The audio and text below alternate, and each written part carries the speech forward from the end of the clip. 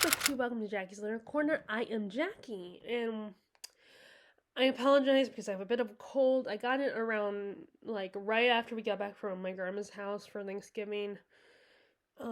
It's gotten better, but it's still kind of, I can still feel in the back of my throat, and I'm still congested. So I was debating about filming this, because it is kind of hard to talk. Not just the congestion, but, in the back, what I have in the back of my throat makes it difficult. So I'm going to continue to keep trying this. After this time I might give up, I don't know, but I wanted to film something.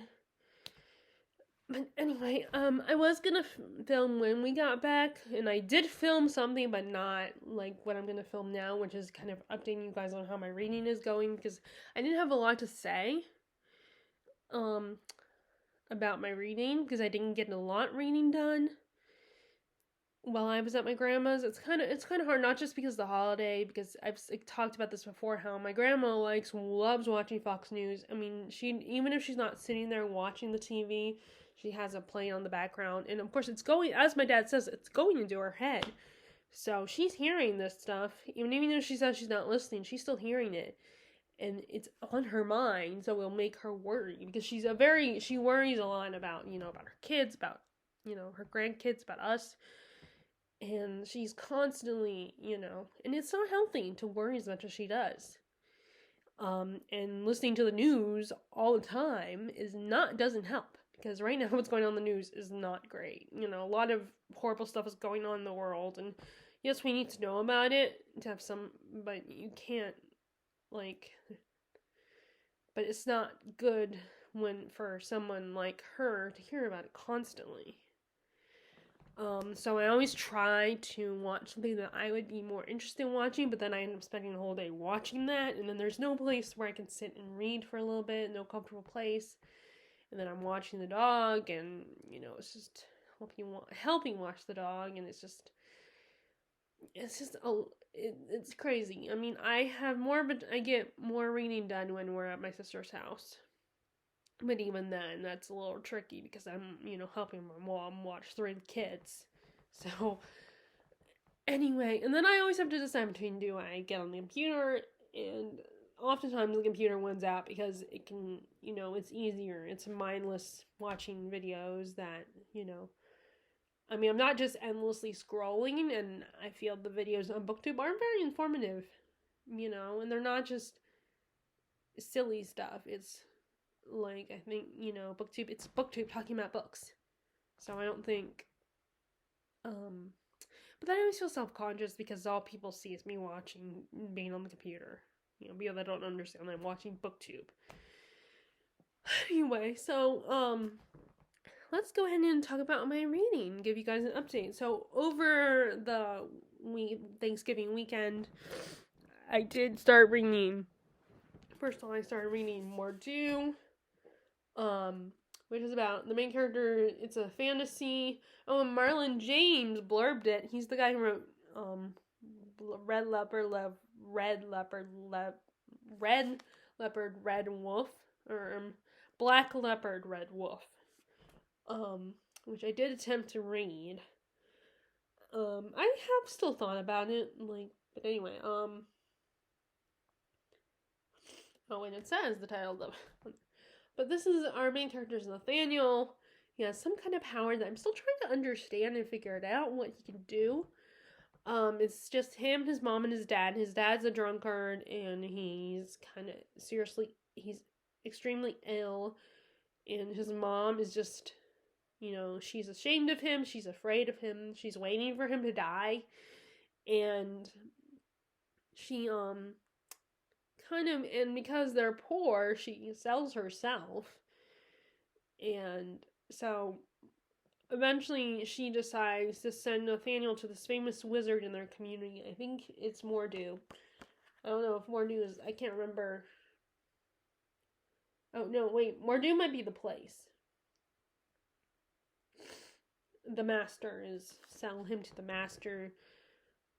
And while he's traveling there on this caravan with a bunch of other boys, he's told by a peer of his who has been trying to get him to join his gang, because he knows about Nathaniel, his magic, he's told that he's probably not going to take you. You're going to get rejected, just like I will be rejected. But Nathaniel knows that he has to do this, so he's trying to be positive about it. And of course, they all get into a fight.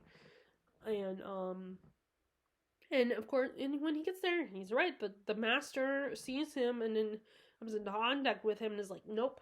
For some reason, and Nathaniel knows some weird things about the master as well, some suspicious things.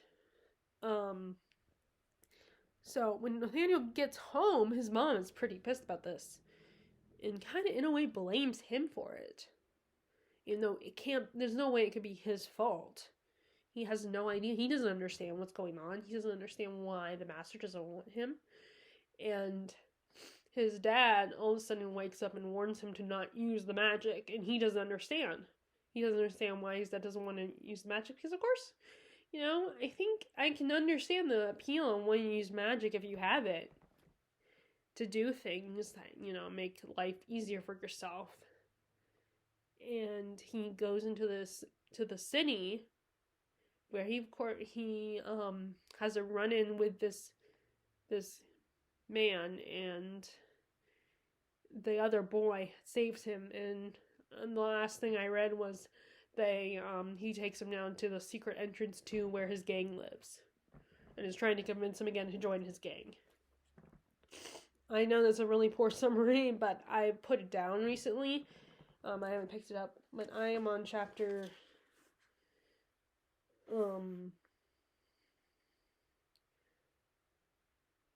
I think it's 14. I'm on chapter 14. I need to pick it up again soon, but I put it down and I don't remember all the details and stuff, so that's not the best summary, but it is intriguing. It is interesting, and I definitely want to know more and what the deal is with the master. I mean, according to the blurb at the top is, God is dead, his corpse hidden in the catacombs beneath Mordu. So I want to understand the deal with Nathaniel, and I still don't understand what he can do, what his magic is. But yeah, and it's not a hard, fantasy like this is usually not, won't take me that long to read. It's just I'm reading other books as well. So there's that one, and then I also read a little bit of this one. Oh, I forgot that was in there. I'll have to take that out. I also did read a little more of Damascus Gate by Robert Stone. This is about a journalist.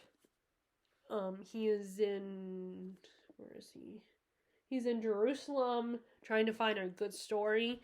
It's interesting to read this book around with what's going on in the world right now. It talks about it wasn't written in the early 2000s, so it's obviously not about the current situation, but it's kind of perfect to read during the current situation that's going on in the world, and it talks about similar conflicts, and he's, like I said, he's trying to find a story, and we meet a lot of different characters so far. We're introduced to quite a bit of different characters throughout this, and it's definitely it's hard for me to explain because again, this is a book I put down and keep picking up on and off. I gotta break some of these habits of picking up books and then putting them down and getting sidetracked. I mean, part of it is often if we're often around this time of year when we start going visiting family and stuff, I end up getting sidetracked and trying to decide which books I want to bring with me on trips and stuff, so it kind of throws me off a little bit. Throws me off my reading routine that I've developed. So it's definitely another one that I'm very intrigued by. Um, and I want to read more. And it's very easy reading, very page turning, not in a fast paced, exciting way, but just in you're definitely more in a I'm very curious what's going on and wanting to know more. And like I said, it's very interesting we're reading this around the time that what's going on in the Middle East with Gaza and everything, and Israel and Palestine, the Palestine territory. It's it's basically interesting to read this while that's all going on. But yeah, so I'm reading this, and then of course I did start this, but again, another book where there's not a lot going on right now in the book. It's definitely very readable. We're meeting all the characters, getting to know them, setting things up, setting up their relationships. The most interesting thing that has happened, though, the most exciting thing that's happened is that these guys, their old friend, their old comrade Jake Spoon has returned to tell, and is like he's being he is worried that he's going to be tracked down by the sheriff of the place he was staying because he killed his brother who was a dentist. And we've also, like, something else that, they've set up a shop that sells things, like saddles and horses and, goats. And the two guys were fighting over, like, one of them wanted to, we sell pigs, and the other one was like, no, that's stupid, I don't want to sell pigs. And, and then there's another thing that happened where one of the guys, he's in love with a woman who she essentially sells herself, a prostitute, and he likes her, but then Jake, the other guy, has shown up and flirts with her, and our other guy, I think it's Dish, he gets his feelings hurt and gets drunk, and because he's all upset. So like I said, not a lot is going on. But it's very engaging, very readable. I'm liking it so far. Okay, so now my most recent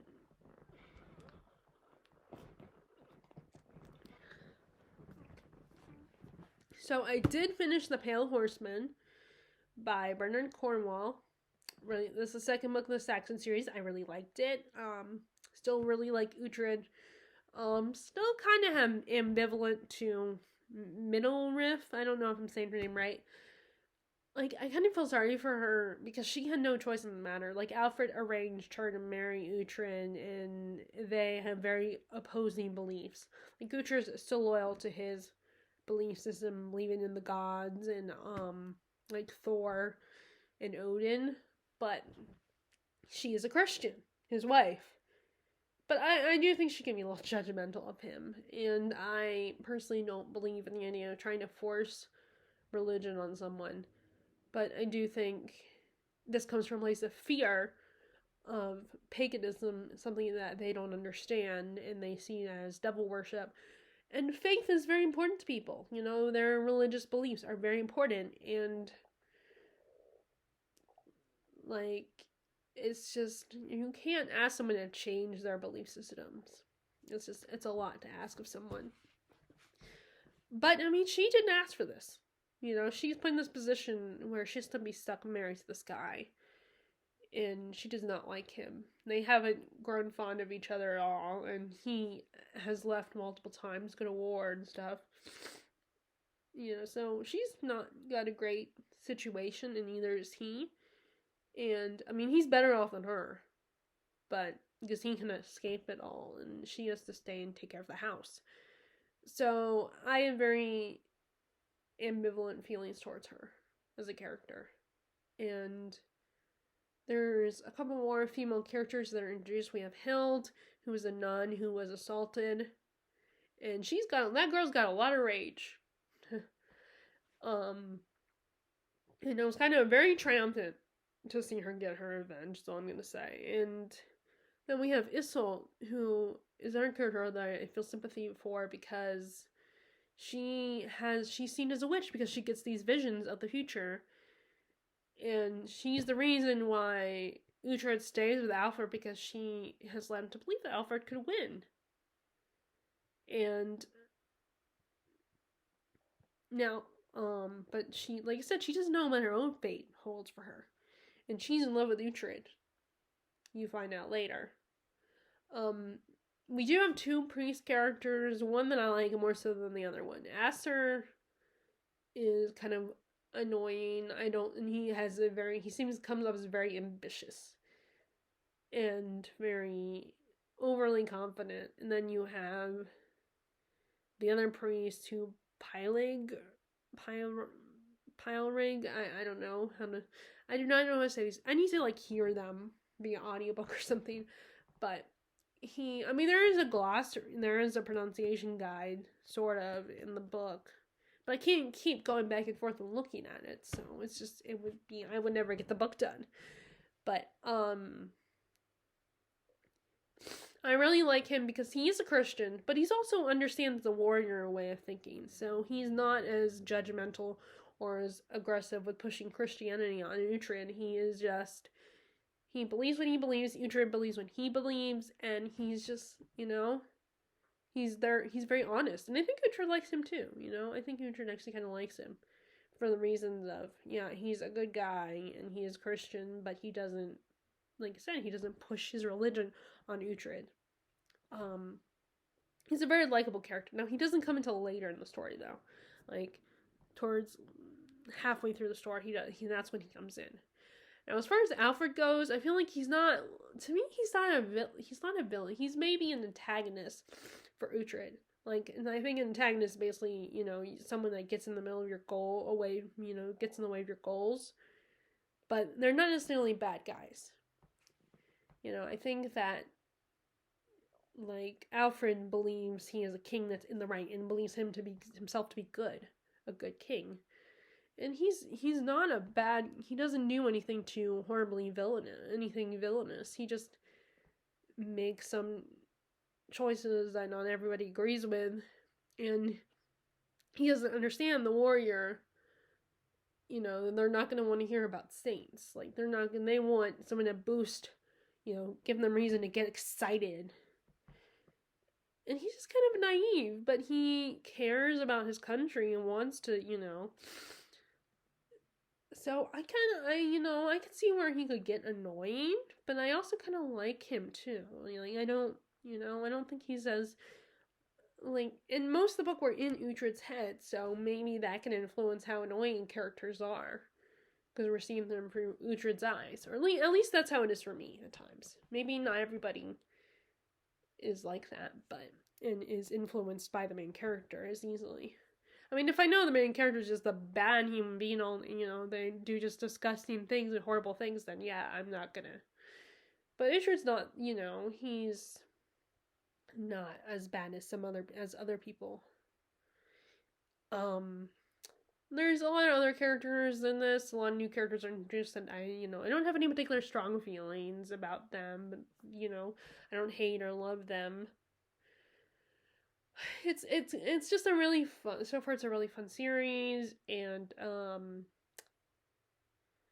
always wanting to know what's going to happen next for Uhtred, where he's going to end up, if he's going to ever be able to get back home. So I started reading, I didn't get very far though, but I did pick up Lords of the North, which I was very confused, because of what it says on the back. I was kind of confused about something, so I had to double check to see if this was the next one, and it is.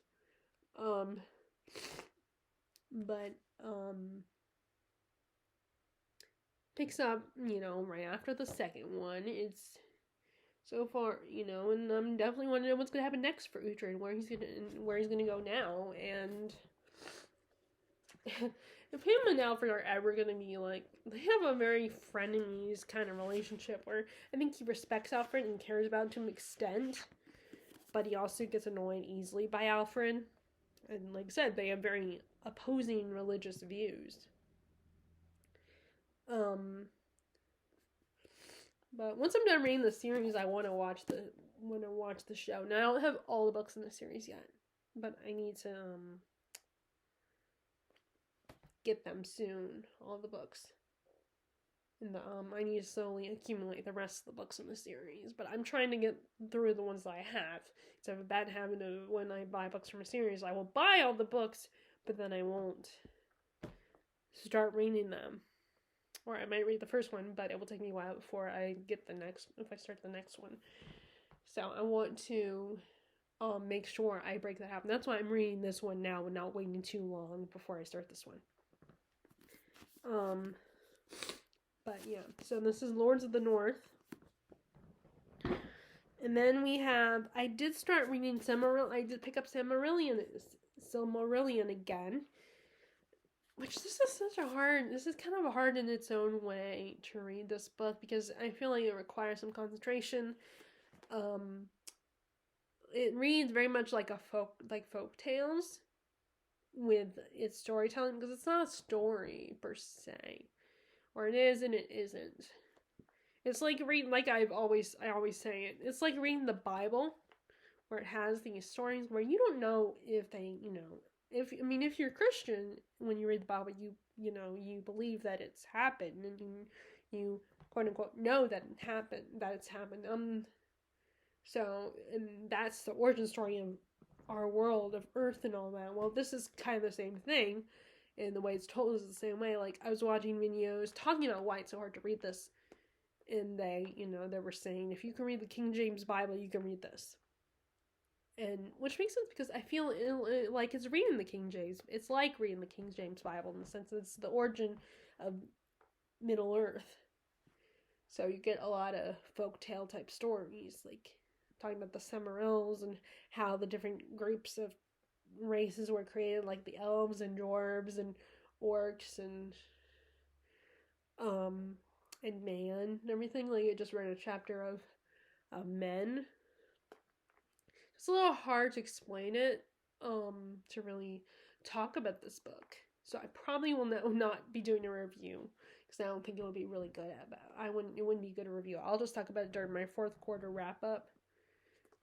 But, like I said, I think it's for people who are hardcore fans of Lord of the Rings. I mean, you can try it if you like Lord of the Rings. You don't have to be a hardcore fan, but I think those are the ones that will be more willing to put in the work to read this book. But, that's my plan. My plan, personally, is to go through all the Middle-earth books and then other works by Tolkien and read it all. And have my own Tolkien shelf. But yeah, this is a bit of a challenge to read. The chapters aren't that long, but it requires a lot of paying attention. But yeah, so I'm also reading now. Oh, I didn't mean to grab that one. I also started picking up again the book I was reading before we left, Anglo-Saxon Attitudes by Angus Wilson. So if you don't remember what I said about this one, this is like this professor, this historian, this history professor. He is married, but he's having an affair with this woman, Donnie, who I just realized she was married to a friend of his, Gilbert, beforehand. And his wife knows about the affair, and she's trying to she's trying to kind of ignore it, like pretend, just kind of insert her in the family a little bit, but not let the kids meet her and get to know her. She's just the type of person who cares about, I feel like she cares about how things look, the image, and just their reputation. And she wants everything to be just perfect and happy all the time. So I feel like she's not reacting the way you should to when your husband's cheating on you and having an affair. Like, that's what's very frustrating about her character. Inge is her name. How she's just all accepting of this affair. And even though I'm sure, how could she not be upset about it? And so it kind of goes back and forth between his present life when he's an old man, and now they're trying to get him to do this appear for this lecture and talk about, his subject matter. And he doesn't want to do it. So we're kind of going back and forth between his present day life and then what happened in the past. Which is about this discovery that he knows is not legit. It's like just a con. And which we haven't really talked a lot about that. We mostly talked about his life. Gerald Middleton, that's his name. We talked about his life, his relationship with his wife and with Dottie, and his friend Gilbert, and like his career and everything. And we see his kids are talking. His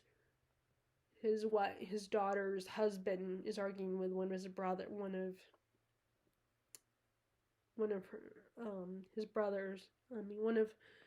his wife's brothers, Gerald's son. They have very opposing political views about what's going on in England right now. In the setting of the story is where it takes place in England. And Gerald is kind of frustrated with his family and with his kids' generation. And he's unsatisfied. He keeps recalling back to the past, going back and forth between the present and the past. It's a very good read, very engaging read. Definitely interesting. Again, another interesting book. And just interesting to look at, comparing the two generations and their views on the world. And I think all generations are always going to be like, oh, when I was young, things were better. During my generation, things were better. Oh, my generation is the right generation. The way we're thinking, oh, young people. I think all generations are going to think that. And judge the new generation, the new group. And, think that we're better and, give them a hard time and not understand them and why they think they do things.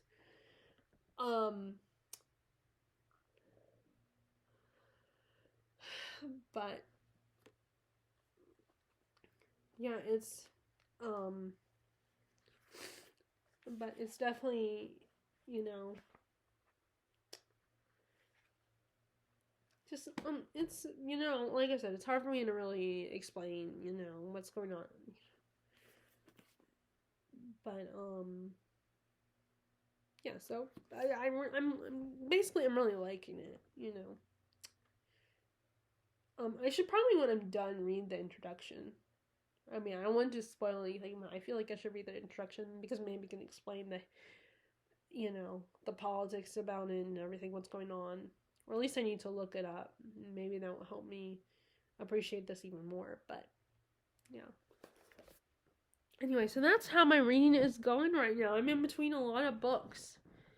I haven't picked up Jonathan Strange and Mr. Norrell like I wanted to. There's a lot of books I brought down off my shelf that I wanted to pick up this winter, but I only have 31 days. I think it's 31. And some of those days we're going to be going to my grandma's, so, for Christmas. So yeah, I need to stop picking out so many books and giving myself so many options, because that's just stressful for me, because then I can never narrow it down. But even then, when I'm staring at my shelf, I'm like, oh, I need to read that one, and that's how I end up with a whole pile of books, because I can't decide, and then I take forever to get through the books, and then a lot of them are the longer ones that will take me more time to read, so. Anyway, so that's kind of my update of my reading. I hope your reading is going well. Do you read, so during December, I'm curious, do you read Christmas books during the summer? What do you like, or do you read certain types of, or do you just read kind of books that you feel are wintry books during the December, or maybe you just don't care and you read whatever you want? I would love to know. And I hope things are going well, you're enjoying your reading, and I will talk to y'all later. All right, bye!